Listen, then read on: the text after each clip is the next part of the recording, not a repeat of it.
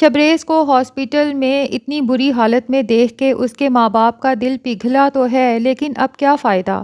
اس کی تو صرف ایک ہی خواہش تھی کہ اس کے ماں باپ مہر کے گھر جائیں اور عزت سے اس کا ہاتھ شبریز کے لیے مانگیں۔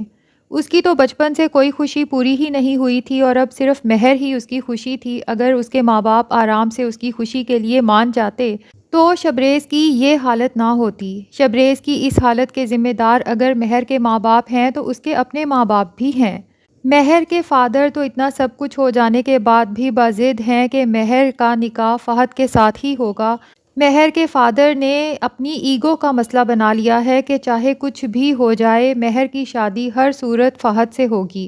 اب دیکھنا یہ ہے کہ اپنے بیٹے کی زندگی کے لیے کیا شبریز کے ماں باپ مہر کے گھر جائیں گے اور گڑ گڑائیں گے، کیونکہ اب تک تو انہیں یہ پتہ چل جانا چاہیے کہ شبریز کی خوشی، اس کی زندگی صرف اور صرف مہر ہے۔